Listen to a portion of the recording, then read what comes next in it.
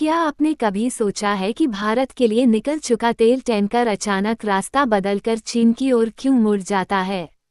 6 lakh barrel कच्चा तेल भारत की ओर आ रहा था, लेकिन बीच समुद्र से अचानक दिशा बदल दी गई।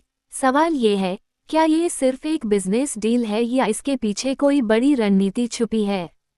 सबसे बड़ा सवाल सरकार से, जब भारत को ऊर्जा की इतनी जरूरत है, तब ऐसे टैंकर हमारे हाथ से कैसे निकल जाते हैं?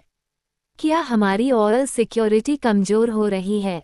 सोचिए, एक तरफ भारत अपनी बढ़ती जरूरतों को पूरा करने के लिए तेल आयात पर निर्भर है, दूसरी तरफ चीन उसी मौके का फायदा उठाकर तेल को अपनी ओर मोड़ लेता है। क्या ये हमारी कूटनीतिक कमजोरी नहीं दिखाता?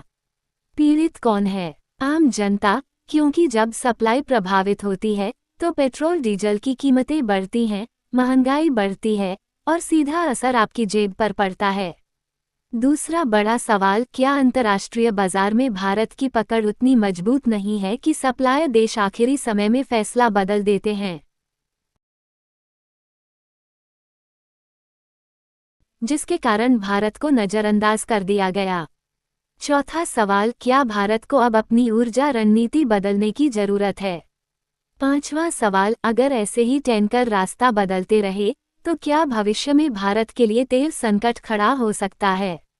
इस घटना का असर सिर्फ तेल तक सीमित नहीं है, ये दिखाता है कि दुनिया में पावर गेम कैसे खेला जा रहा है, जहां हर देश अपने फायदे के हिसाब से पल भर में फैसले बदल देता है।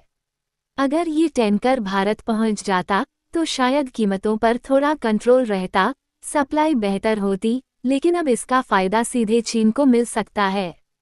हम क्या सीख सकते हैं?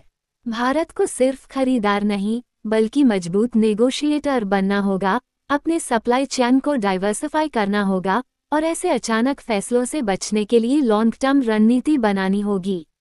अब आप बताइए, क्या ये सिर्फ एक सामान्य व्यापारिक फैसला है या भारत के लिए एक चेतावनी?